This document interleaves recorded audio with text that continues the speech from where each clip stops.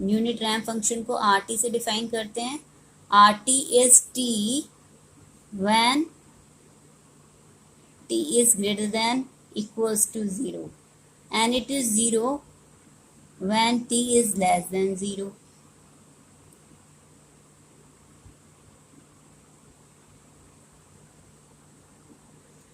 तो ये continuous time signal के लिए हम बता रहे हैं. तो इसको हम ग्राफिकली कैसे रिप्रेजेंट कर सकते हैं? दैट यहाँ पर हो गया time signal t, y axis पर हो गया आर टी 0 और इसकी जो वैल्यू वो इंक्रीज होगी लीनियरली. मीन्स अगर यहाँ पर 1 है तो यहाँ पर भी 1 है वैल्यू. टाइम t है तो आर टी भी t है. अगर टाइम 2 हम लेते हैं, t को 2 लेते हैं तो इसका मतलब आर टी भी 2 है. तो लीनियरली इंक्रीज कर रहा है. ओके तो इसको हम यूनिट स्टेप सिग्नल के टर्म्स में भी डिफाइन कर सकते हैं. मीन्स अगर integrating the unit step function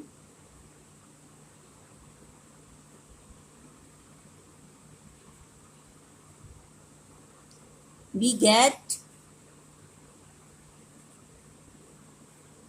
unit ramp function. Unit step function की इंटीग्रेशन से हम यूनिट रैम्प फंक्शन फाइंड कर सकते हैं. तो यूनिट स्टेप फंक्शन हमें पता है, मैंने आपको बताया था. यूनिट स्टेप फंक्शन जो होता है वो कैसे होता है? जिसकी वैल्यू 1 रहती है जब t is greater than equals to 0. Means ऐसे कांस्टेंट रहती है 1. तो जैसे आर टी कितना हो गया, इसका मतलब equals to integrating unit step function means u t d t equals to u t का मतलब क्या हो गया 1 for t is greater than equals to 0.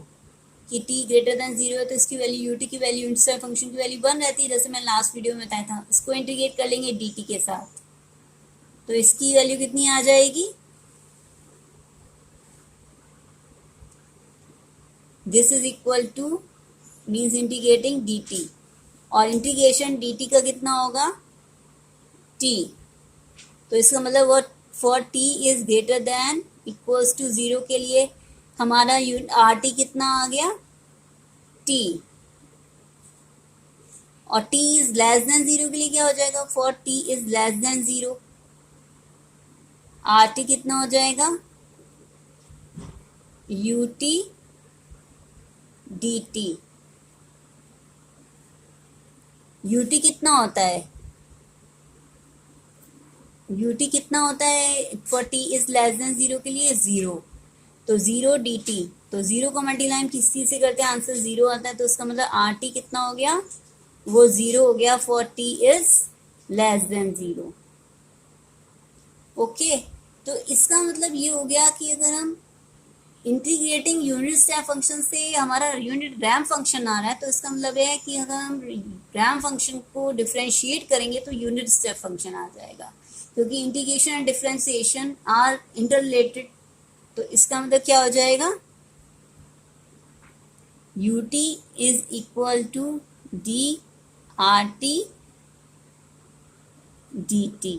Means r t को हम डिफरेंशिएट कर रहे हैं विद रेस्पेक्ट टू टाइम. तो यू टी निकल आएगा. कैसे निकल के आएगा?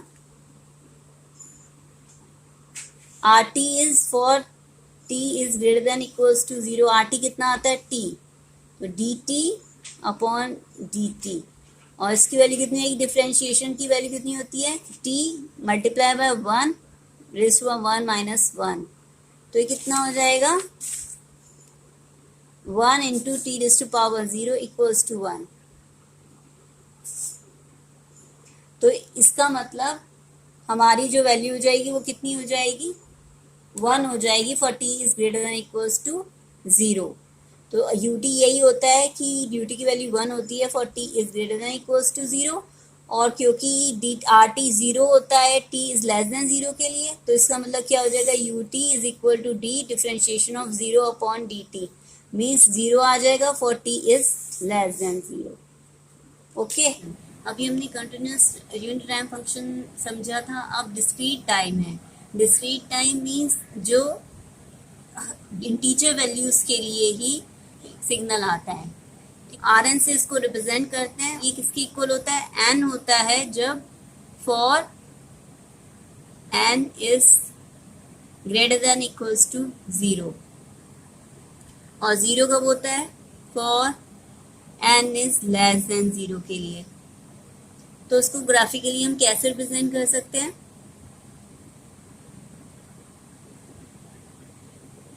ये एक्स एक्सिस पे हो गया एन, मीन्स इंटीजर वैल्यूज जो हो गई वो एन हो गई, वो एक्स एक्सिस पर डिफाइन होंगी। और आर एन जो है यूनिट रैंप फंक्शन हम ऐसे डिफाइन करेंगे, दिस इज 0। अब जो है, अब हम कह रहे हैं r n is n for n is greater than equals to 0। तो इसका मतलब ये हो गया 0 पर कितना होगा? 0, क्योंकि एन जो है वो 0 है, तो इसका मतलब आर एन कितना होगा? N mean 0। और अगर हम 1 पर लेते हैं, क्योंकि इंटीजर वैल्यूज लेनी है एन की, अगर हम 1 लेते हैं एन, तो आर एन कितना आएगा? 1, क्योंकि 1 है एन। अगर हम 2 लेते हैं एन को, तो आर एन कितना आएगा? 2।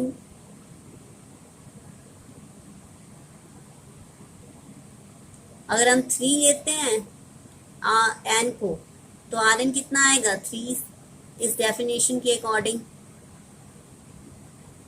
तो इस तरह जो है इसका स्लोप बन जाएगा, और ये ऐसे ऐसे इंक्रीज करता जाएगा।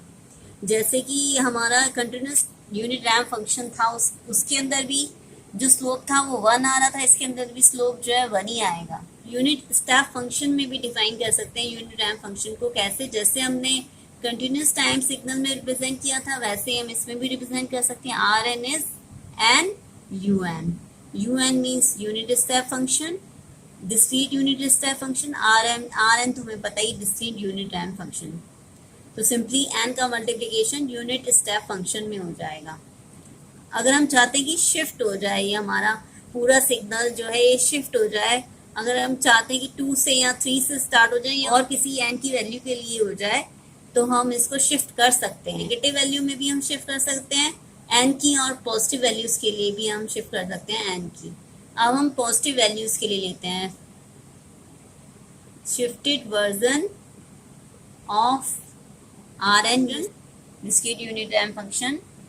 हम इसको शिफ्टेड वर्जन क्या हो जाएगा आर एन का? हम किससे रिप्रेजेंट करते हैं? आर एन माइनस के। इसका मतलब क्या हो गया कि इसकी जो वैल्यू है एन माइनस की तो कब होगी?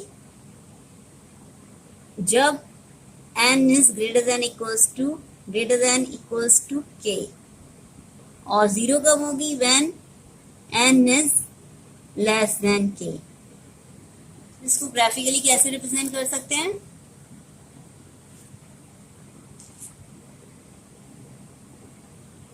सपोज कीजिए हमने के इक्वल्स टू 2 ले लिया, ठीक है। तो इसके अंदर क्या होगा? एन माइनस 2 लिख देंगे, आर एन माइनस 2 लिख देंगे, जिससे आर एन माइनस के लिखा हुआ है, आर एन माइनस 2 लिख देंगे क्योंकि के को हमने 2 लिया है।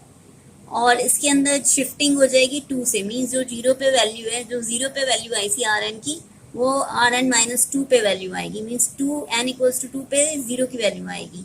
तो यहाँ पे 0 आएगा, 3 पर कितना आएगा? 1, और 4 पर कितना आएगा? 2।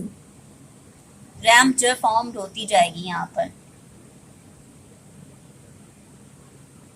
ठीक है। तो इसके अंदर जैसे क्यों हुआ ऐसा कि ये जो है 2 पर 0 वैल्यू आई, 3 पर 1 वैल्यू आई, 4 पर 2 वैल्यू आई, और 5 पर 3 वैल्यू आएगी। ऐसा क्यों है? ऐसा इसलिए, अगर हम इसको हम इस डेफिनेशन के अकॉर्डिंग अगर हम लें, के की जगह हम 2 पुट कर लें, फॉर के इक्वल्स टू 2, के की जगह हमने 2 पुट कर लिया, तो यहाँ कितना आ जाएगा? n minus 2। n माइनस 2 लिख लेंगे यहाँ पर, r n minus 2 equals to n minus 2 for n greater than equals to 2 के लिए। तो कितना हो जाएगा? n की वैल्यू कितनी है? 2। हम 2 पे चेक करेंगे, 2 माइनस 2, तो आर एन माइनस 2 की वैल्यू कितनी हो जाएगी? 0, और हमने यहाँ 0 ही पुट की हुई है। ऐसे ही हम फॉर n इक्वल्स टू 3, तो आर एन माइनस टू की वैल्यू कितनी हो जाएगी, रैम्प वैल्यू कितनी हो जाएगी, r n minus two means कितनी हो जाएगी 3 माइनस टू, क्योंकि k की वैल्यू 2 ही रहेगी, n की वैल्यू 3 हो जाएगी, तो कितनी हो जाएगी आर एन माइनस टू की वैल्यू 1, जो कि करेक्ट है, जो हमने ग्राफिकली हम रिप्रेजेंट किया था at n equals to 3, r n minus two की वैल्यू कितनी आ रही है 1। इस तरह ये इंक्रीज करती जाएगी। Okay, understood.